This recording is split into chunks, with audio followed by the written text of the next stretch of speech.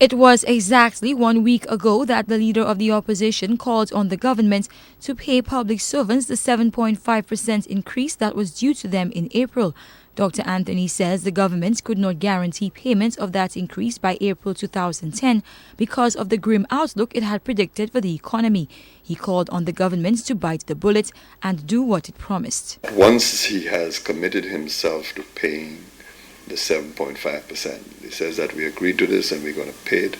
Then the best thing is to bite the bullet and get it over with and resolve the problem and make the adjustments that would be necessary. The minister responsible for public sector workers has responded to that call. Lenard Montoute called the statements by the former Prime Minister irresponsible.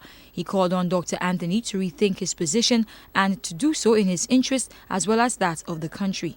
Rather than put the country through this, it may be down to the benefit of the leader of the opposition and his political organization, yes. But at the end of the day, they will still have to deal with the consequences of these actions.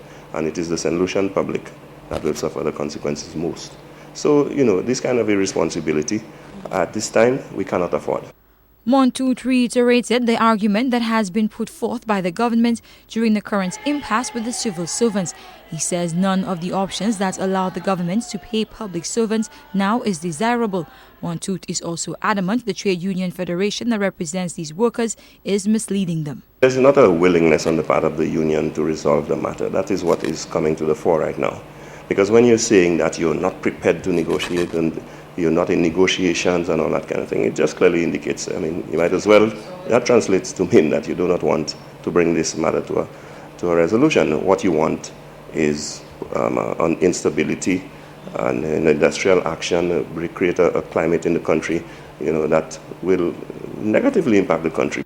The minister was very complimentary of civil servants who had reported to work despite the latest call to stay off the job.